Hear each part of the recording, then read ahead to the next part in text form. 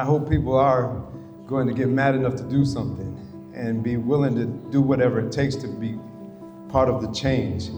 And change usually is uncomfortable for people. So it's okay to be uncomfortable. You got to get comfortable being uncomfortable if we want some change, y'all. And so I'd like to talk to y'all for a quick minute before I introduce Brother Crump here. And I'm going to start with that I wasn't always Dr. Paul Miller, right? So I grew up on Hudson and Joseph Avenue. I grew up in the projects over there. And as I grew up in the projects over there, I grew up in a household that was addicted to drugs. There was domestic violence going on. We lost our house, and that's how we got to the projects. So for me, what really changed my life was education. So education changed my life. So that's why I'm so passionate about it. And that's why I believe in it. And that's why I got to give back, because education helped me to be able to sit here in front of you right now. And so what would I be if I didn't try to make sure? So there were some other young brothers walked in. I think the Talented 10th, it's a group with Dr. Rita Gaither that walked in. And she brought all those brothers here today. And it was great to see them come in and shake hands with Brother Crump and be able to take a few photos, but also see that they're here because they're the next generation that we need to be part of this change. Amen. And so we need to be educating them and educating them properly. And we need to make sure that they're not succumb to the systems that are out there, because I could have easily fell victim to what's out there, as many of us are connected to people that have. So we need to be that change, and it starts with the folks here that are in this room. So I got a little quick story. So just to give you a little background, when I left Rochester, I left about 13, 14 years ago, and I lived in Albany for 11 years. And when I moved to Albany, I was running an all-boys school, about 97% black and brown young men in about 90% poverty. So very similar demographics to what we deal with in Rochester. And so in there, we averaged a 95% graduation rate, 100% acceptance to college, and upwards of $25 million in scholarship money for these brothers. Thank you. So we build systems that work. And even though we built systems that work, we still had so many challenges. I had a young man, his name was Usai Brigman. Notice I said his name was Usai Brigman. And I'm speaking of him in the past tense. So Usai, he was a young man who was in AP courses, super intelligent. But he was also like a silent assassin. Like, he was quiet, and he was one of them kids that nobody bothered. You never really knew why, but you just didn't bother him. He just kind of stuck to himself. He was quiet. He did what he's supposed to do. Never gave anybody too many problems. But with all that being said, he did his work. He handled his business. He got to the point where he had scholarship offers. He had the ability to go to college and beyond. Even though we supported him, we helped him get through, the street still got to him. So he felt it necessary that he needed to find a different way out, and he didn't take the route of the path of college and the other things that were presented to him. And with that path that he took, he decided that this was the best route, which I don't agree with, but was the best route to be able to support his family and to make money and to do what he felt he needed to do to survive. So he got into the drug game. And so as he got into the drug game, this was about 3 years ago, so he was out of high school for a few years. I got a call in the morning time one morning that said that Usai Brigman was shot 17 times and was left for dead outside on the street. And what killed me about that is he left a daughter behind, that the streets got this boy, but he had a chance to leave. So I immediately started thinking, like, what could I have done different? What could I have done better? How could I have done something to help change this young man's life? So even though, yeah, we got him to college, that wasn't enough. We got to build systems that begin to reframe the culture within this city. Because I'm gonna argue, and I'm gonna tell y'all right now, y'all not doing enough.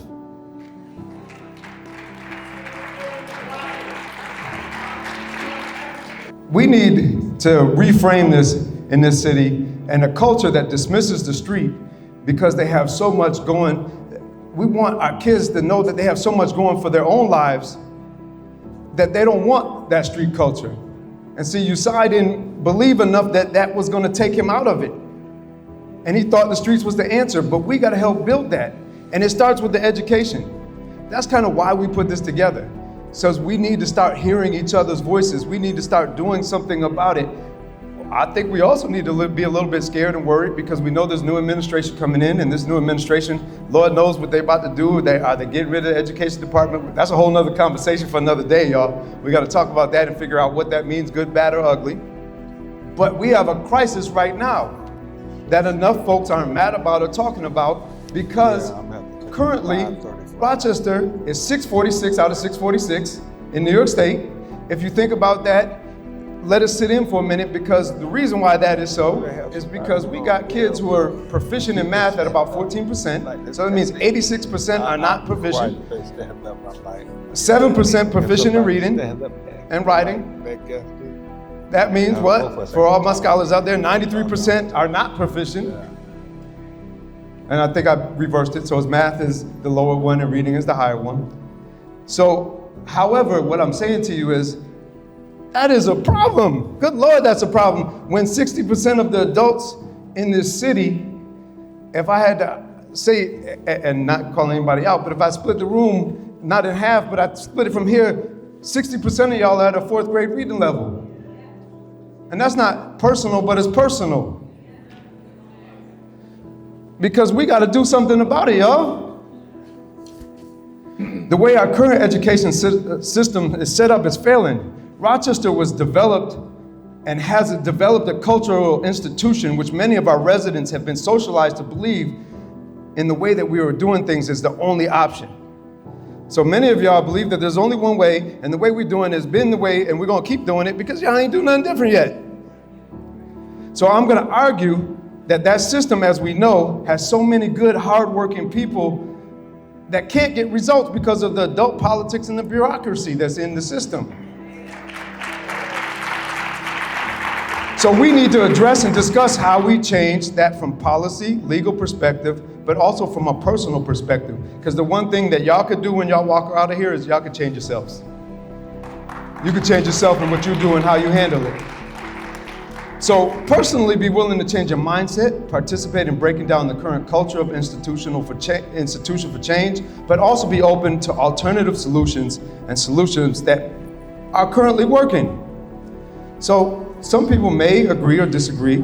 However, what I will tell you is currently, and we are charter champions, right? So the charter schools, there's 27 charter schools in Rochester. There's 9,000 of our kids in Rochester charter schools. And with those 9,000 kids, 90% of them grow up in poverty, and almost all of them live within the city limits and propers. Now currently, which isn't enough, the schools are getting about 3 to 4 times the results of our Rochester City School District.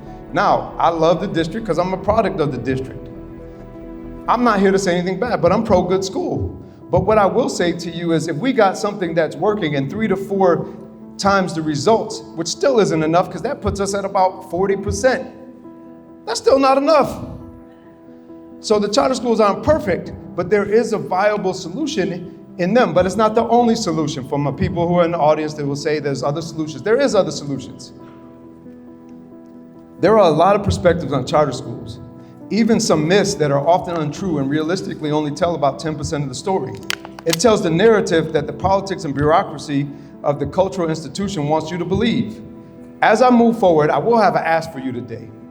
I will have an ask for you, and my ask is a solution that won't solve the entire problem, but it may help support 9,000, which will be 10,000 kids soon. That is 30% almost of the kids in Rochester. So you can't say that you want equity and I want equity for some kids, but not all kids. And I'm not saying don't help the district kids.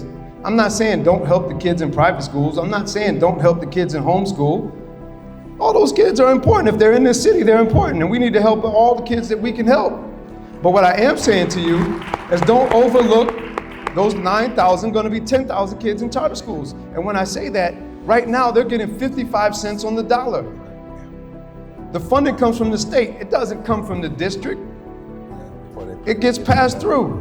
And that 55 cents on the dollar that those kids get is not enough to produce the results that we need, even though they're 3 to 4 times higher. You can be mad about that as well. We need to be mad about other things. We're going to address it holistically. We're going to talk about all the different things today. But what I'm personally asking you is also to be mad about that. If you want equity for children, you want equity in that as well. So outside, there is going to be a booth where you can sign some letters, because one of the things that you could personally do to get the change is to get our legislators to listen. Get our legislators and our elected officials to listen and let them know that it's also important to you. Even if your children goes to a district school, but you believe in equity, go sign one of those letters, because we need equity for all of our kids, including our district and our charter kids. So what I'm asking you to do is please sign that letter and make sure that your voice gets heard, because we're going to personally mail them and send them to your kids. Come find her at the table. She will be out there to sign those letters. So please make sure that our parents from Charter Champions, from Child Champions, representing Charter Champions is here, and please sign those letters. So I say all this to say, just we're looking for the equitable funding. We're looking for that. That's one solution. That's not only solution. So that's just something that we need to talk about today. It's not the only thing we need to talk about, but I need y'all to hear that. And we want to give people voice as well. But we want this to be a start and not the ending. So please respect everybody. Treat all speakers and panelists with respect. Focus on solutions, right? We could live in this problem. There's nobody in here that doesn't know that we have some issues here. So we know there's problems, but let's focus on solutions, y'all. Stay open-minded, being willing to challenge your current beliefs. Stay on topic. If you ask a question, make sure it's on topic. Don't make it personal. It's not personal time to get legal advice from Brother Crump here. So he charges a lot for that service. Y'all see this man afterwards for legal advice. He'll tell you how to sue because your dog got hit and all that other stuff. So ask thoughtful questions. Work together here, because it does take a village to solve this. And we do got to come together, y'all, and make sure that we solve this. Follow my lead, because I'm the moderator for today. And just honor the event's purpose. And that's to start to challenge this crisis we have here in Rochester. And so as I introduce the world-renowned civil rights attorney, there will be a video that is going to be played, and then he will come up here. So hopefully they got that all queued up. I know I'm dealing with professionals over here. So Ben Crump is a world-renowned civil rights attorney known for his unwavering commitment to justice and advocacy for marginalized communities. Often called the Attorney General for Black America, he has represented families in some of the nation's most high-profile cases, including those of George Floyd, Trayvon Martin, and Breonna Taylor. His work has sparked national conversations about systemic racism, police reform, and social justice. Now, I'll be honest with y'all, I knew if I didn't bring somebody who had a large voice like this, I would have had 60 people in this room. And so I had to bring this brother in and break the budget because we need y'all here to be a part of the solution. Ben Crump's dedication extends beyond the courtroom as he continues to champion equity and human rights through legal advocacy and public engagement. But this brother doesn't only talk about it, he really breathes this. So on the ride over here, all he was doing was handling business to make sure that he continues to be in this fight. Like, this brother lives this, and it's not just what he is, it's who he is. So without further ado, I'd like to introduce my brother, Ben Crump. My cousin was just murdered by a Minneapolis police officer. His name is George Terry Floyd. A familiar name is representing the family. Renowned civil rights attorney Ben Crump. America is a capitalistic society. The one thing that America understands is money. If you can make them pay higher values, they will stop killing black people. It would be an impediment.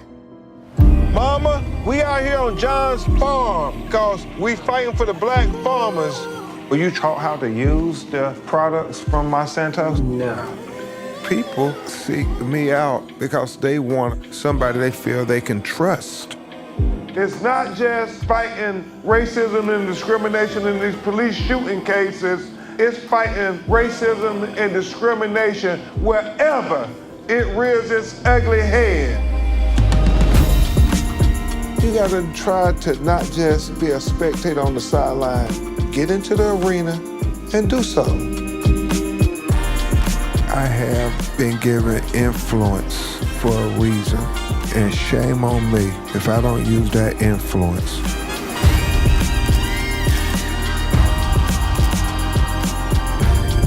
I know who I am, and I know whose I am. Always argue what is right.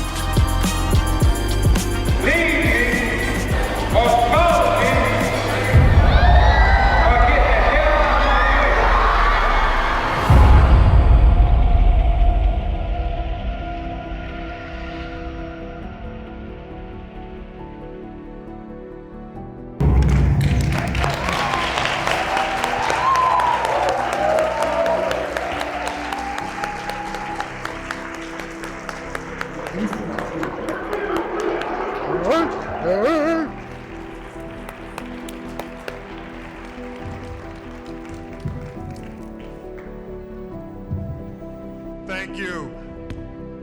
I'm so very honored to be here, to be with you, Rochester, New York, on this Martin Luther King celebration weekend. And I know it's a lot going on in the world. I flew in from Los Angeles, where we're representing people who were killed in the Altamira, the black community of LA County. And we're fighting to make sure that the black community isn't swept under the rug while they talk about the more affluent communities of Palisades. Because, as Dr. King said, we all have a role to play in this struggle for equality and justice. Everybody got a role to play. Dr. Miller got a role to play. Reverend Harvey got a role to play. The brother who stood up got a role to play. The Omegas got a role to play.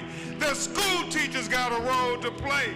And the citizens of our community, we all have a role to play to make sure that we can get equality and justice for all of our communities.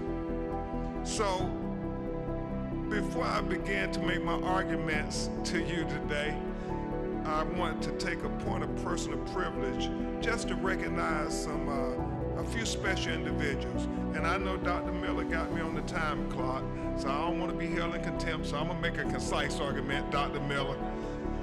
I first want to recognize my investigator / security guard, Arthur Reed, who did not think it robbery for us to get up at 5 in the morning. We left Los Angeles, Houston, then was in Chicago speaking yesterday. And we got up at 5 in the morning to make sure we could get to O'Hare Airport because the traffic is crazy.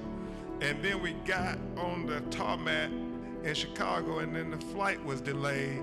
But God got us here on time, so I want to thank God. And I want to thank Arthur Reed, also known as Silky Slim. Silky, raise your hand, man. Y'all give that brother a round of applause. He's always been there fighting in the community, fighting for us to make sure that our children have a better chance at life.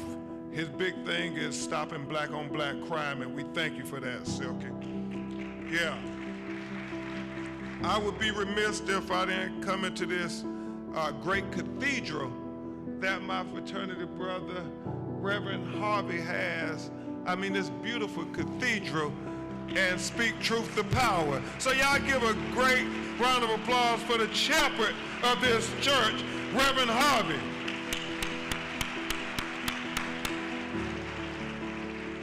And then, you know, I am so impressed with Dr. Paul Miller, a brother who just doesn't talk the talk, but he walks the walk. Thank you so much, Brother Miller, for making a difference in your community and convening this important conversation. Y'all give him a great round of applause. We should do better than that. Let our brother know we appreciate him. I understand how hard it is when you fight at home to make a difference. So thank you, Brother Miller. Thank you. And certainly to my fellow lawyers and judges and members of the legal community, I would like all of you to stand and be recognized, because we're in this together, and even though they give certain ones of us attention, we're all in it together. So with all the lawyers and the judges and legal professionals, please stand and be recognized. I'm standing on your shoulders, and I pray that you can stand on mine as well. And then finally, I have to recognize these individuals because they say all great men may not be members of Omega Psi Phi, but all members of Omega Psi Phi Fraternity Incorporated are great men. Will the brothers of Omega Psi Phi Fraternity please stand and be recognized? The greatest fraternity on planet Earth.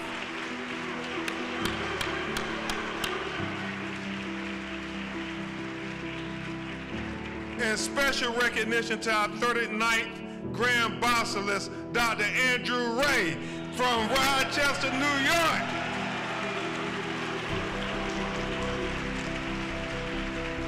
Thank you very much, Dr. Ray. So I done killed about 5 minutes of my time. I got 20 minutes. I got it, Dr. Miller. I got it. So if it may please this court, I stand here to make the argument in 20 minutes that if we follow the Martin Luther King legal advice, that we can give our children an equal opportunity at achieving their American dream. If we follow the Martin Luther King legal advice, we can give all of our children here in Rochester and our children all across America, an equal opportunity at achieving the American promise of life and liberty and the pursuit of happiness. You see, brothers and sisters, it's not enough for our children just to have a right to life and be free from being killed as a result of excessive force and police brutality by the very people who are supposed to protect and serve them.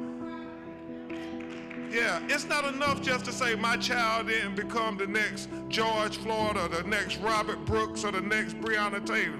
That's not enough, black people. It's not enough. And it's not enough for our children to have a right to liberty, to where they're not imprisoned for some trumped up felony conviction, and I do mean trumped up felony conviction or wrongful prosecution.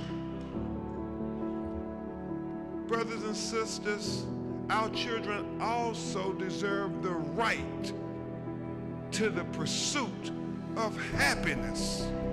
And that's what Dr. Miller is fighting for in Rochester, in the community. So all of our children will have a right to the pursuit of happiness, that they'll have a right to have an education, that they have a right to be able to have a sustainable job that can give them a living wage, Brother Jeffries, and that they can have a right to have a home, and they can have warm water and food on the table, and be able to pass on generational wealth to our black children for the next generation.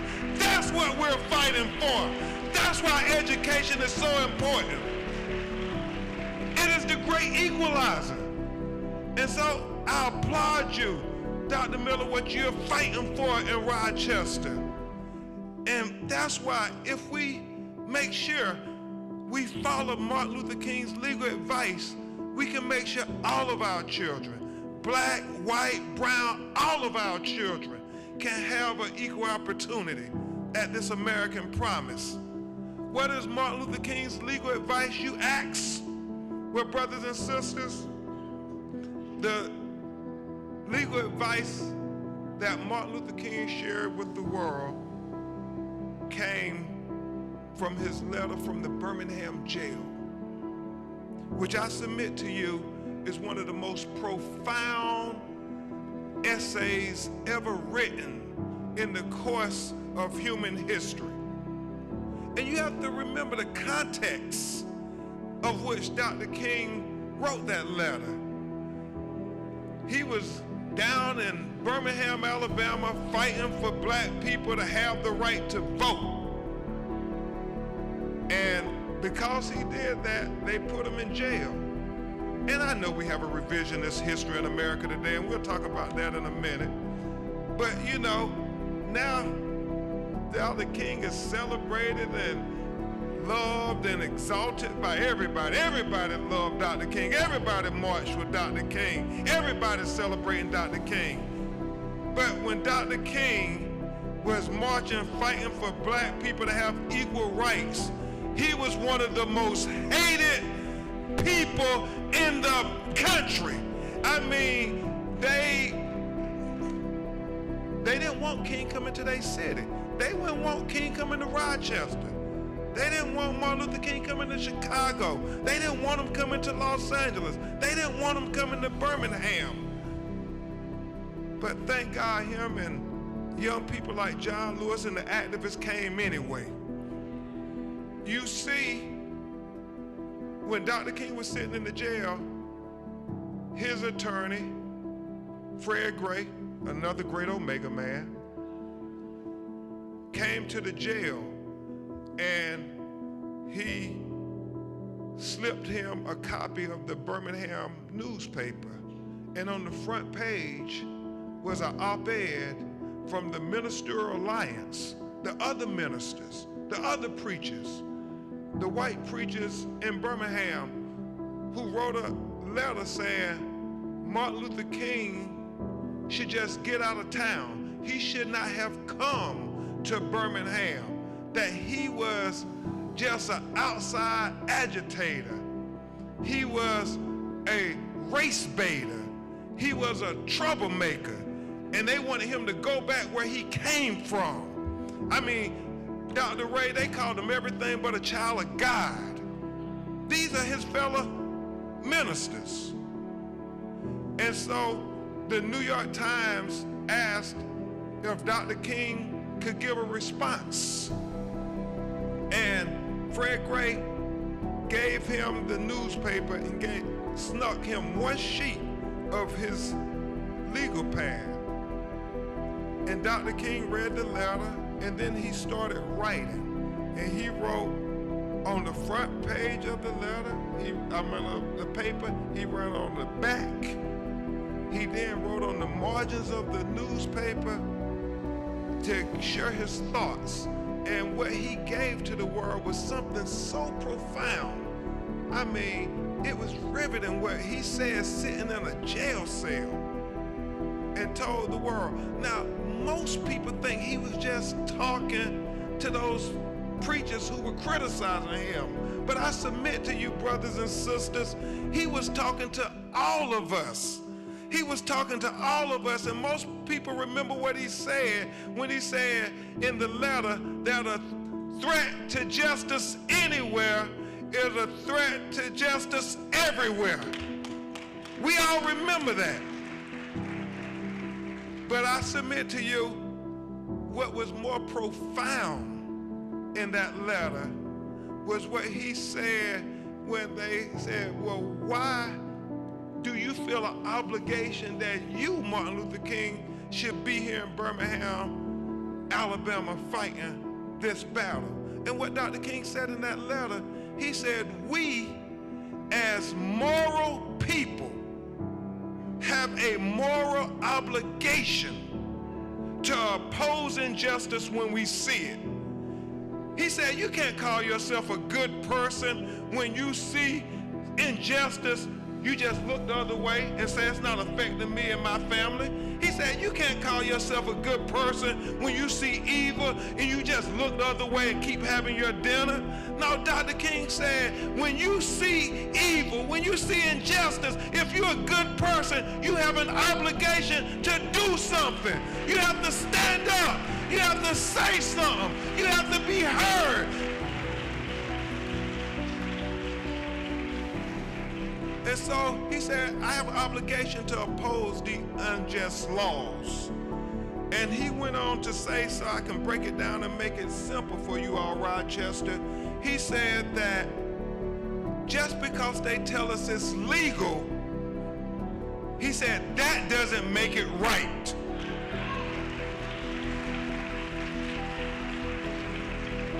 Dr. King said in the letter from the Birmingham jail, we must remember that everything Hitler did to the Jews in Germany, they said was legal. But he said that didn't make it right. He said, brothers and sisters, we must remember that they said slavery was legal. But he said that didn't make it right. He said, brothers and sisters, we must remember that they said segregation was legal. But he said that didn't make it right. He said we must remember everything they did to that little boy named Emmett Till in Money, Mississippi. They tried to tell us that it was legal. But we must all in unison say, but that don't make it right.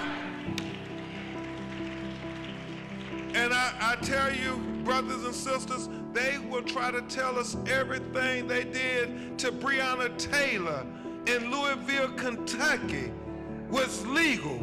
And we all have to say what they did to that black queen was not legal. And when they tell us that, that doesn't make it right. They're going to try to tell us what they did to Tyree Nichols, who was beat to death in Memphis, Tennessee, was legal, but we all have to stand up and say, but that doesn't make it right. And they're going to tell you all in Rochester, New York, what they did to Robert Brooks was legal, but you all have to stand up and say, but that don't make it right.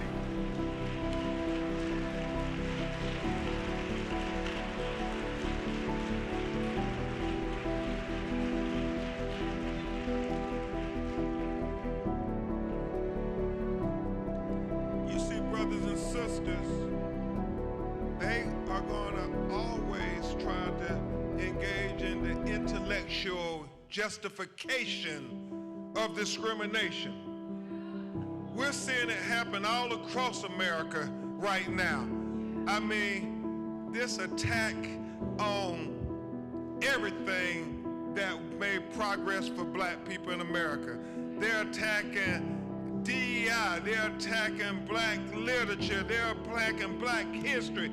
I mean, Dr. Miller, I never thought in 2025 that we would be arguing whether diversity was a good thing or not. You couldn't have convinced me of that. I wouldn't have believed it, Reverend Harvey. That, I mean, in our day, we thought we had all fought that war a long time ago and we won that war. But we are fighting whether diversity is a good thing or not. And it's just sad, man, because it's so elementary.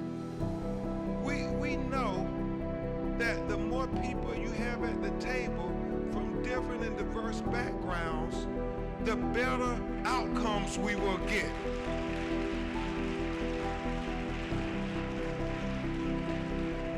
My 12-year-old little daughter, she understands that. Her name Brooklyn. She understands that 2 heads are better than 1, 4 heads better than 2, 8 better than 4, so on and so forth. We need everybody to have a seat at the table. And that way we can make America be what she ought to be. It reminds me, Brother Jeffries, of what Reverend Jesse Jackson said once. He said that, before Jackie Robinson broke the color barrier and integrated Major League Baseball, that the argument was, well, we let blacks and Hispanics play Major League Baseball, then they would bring down the quality of the game. Well, Jesse Jackson said, the truth of the matter was, we didn't know how good baseball could be until we let everybody play the game. We gotta let everybody play the game. We gotta let the black children play the game. That's what it's about. That's what it's about. And it's all about them trying to erase history. They're trying to reinvent a narrative that was never the case. And we have to continue to stand up and hold their feet to the fire. Now more than ever, brothers and sisters. Now more than ever, the teachers, but we got to teach real history. We got to teach real history.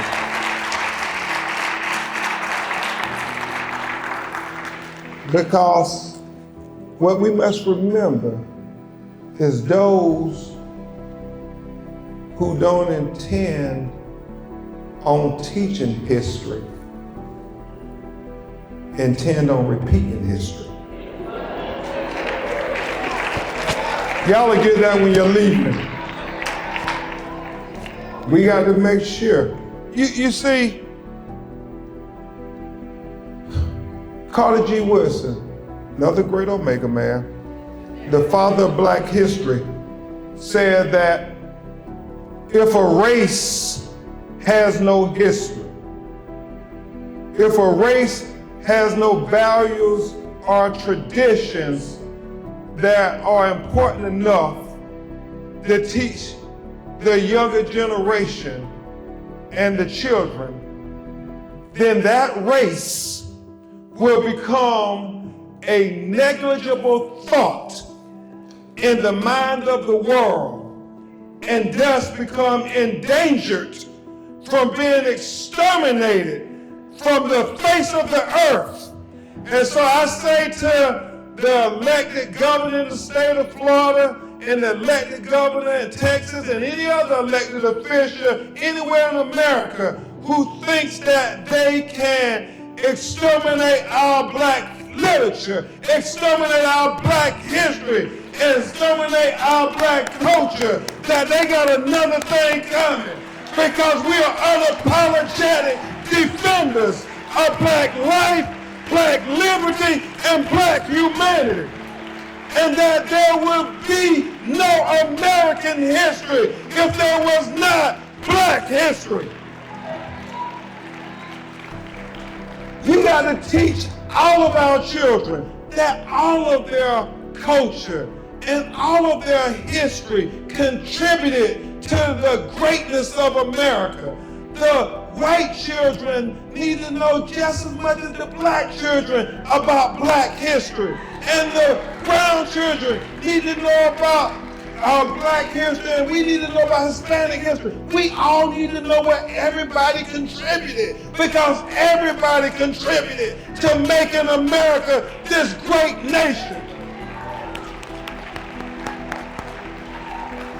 We all had a role to play in it. And you can't erase any of our role out of it, despite how much they're going to try in the next 4 years. We can't let them do it, brothers and sisters. We can't let them do it.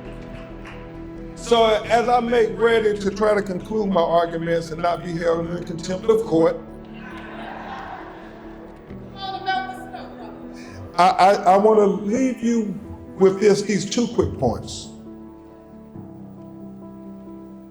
Ben Franklin said that democracy is like 2 wolves and a lamb voting on what to have for lunch. You ain't gotta be as smart as Dr. Miller to know who's gonna win that vote.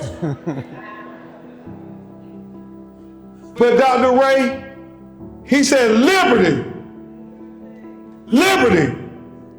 is making sure that that lamb is well armed to protest that vote.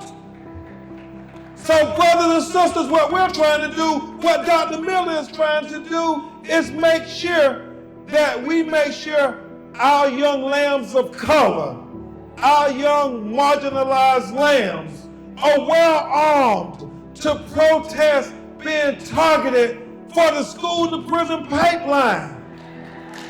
We're trying to make sure that our young lambs of color are well armed to be able to protest the prison industrial complex. We're trying to make sure that our young lambs of color are well armed to be able to protest voter suppression. We're trying to make sure that our young lambs of color are well armed to be able to protest environmental racism. We're trying to make sure that our young lambs of color are well armed to be able to protest denial of access to quality health care. We're trying to make sure that our young lambs of color are well armed to be able to protest denial of access to capital.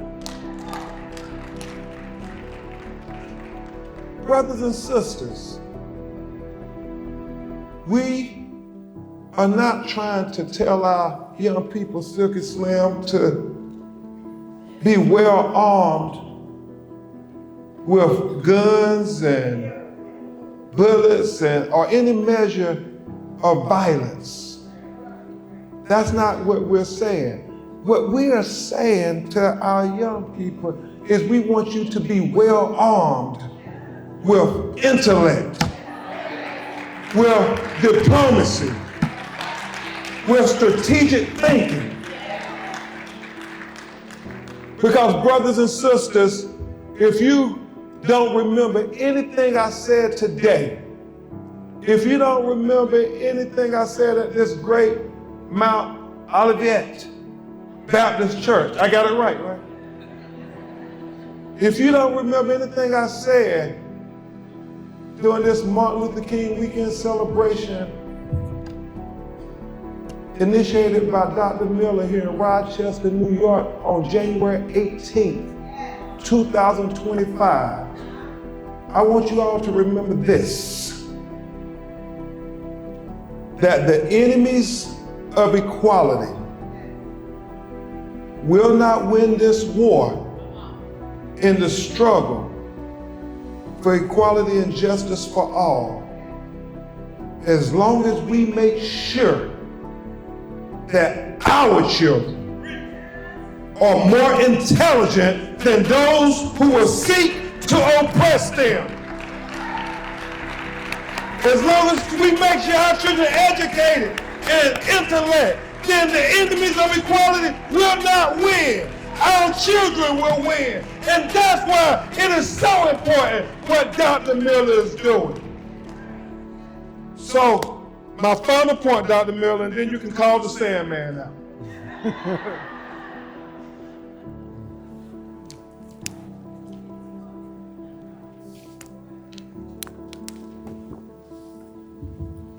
My personal hero is Thurgood Marshall.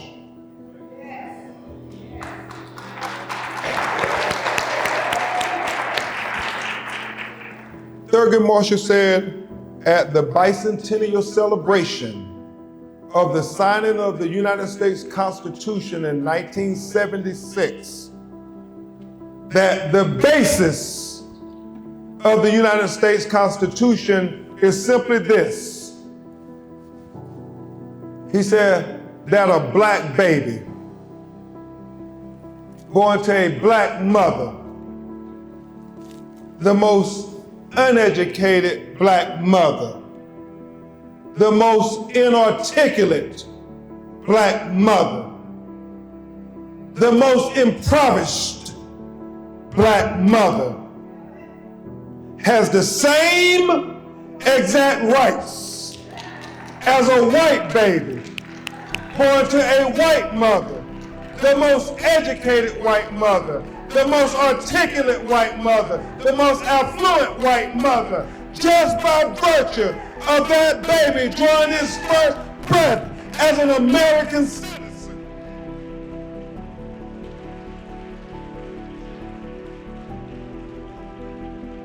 Now, just as Marsha said, I know that's not the case in America today. But I challenge anybody to say that's not a goal worth fighting for. I challenge anybody to say that's not what makes America the great beacon of hope and justice for all the world to marvel.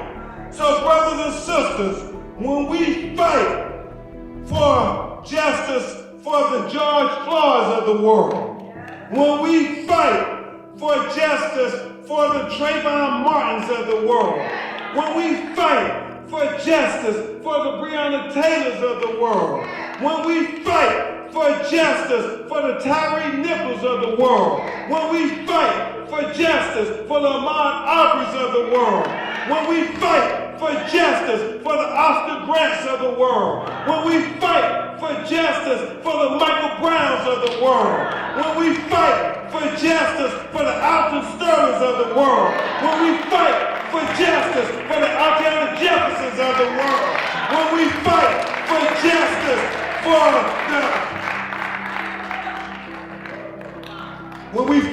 justice for the Robert Brooks of the world.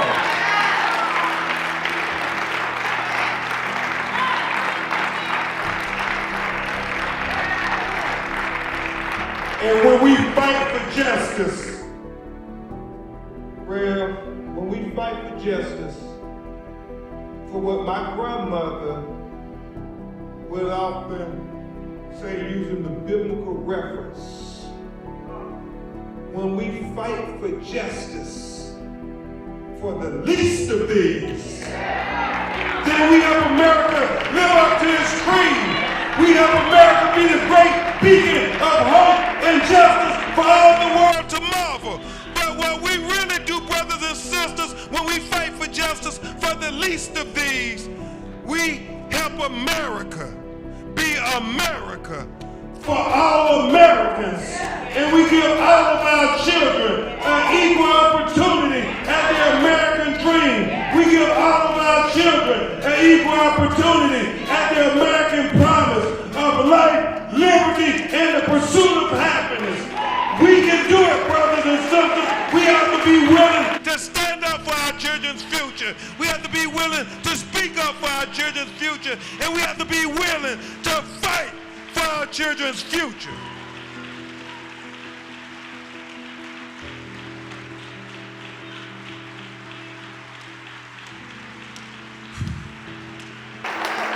And Reverend Harvey, I know I'm in church, but we gotta be willing to fight for our children's future.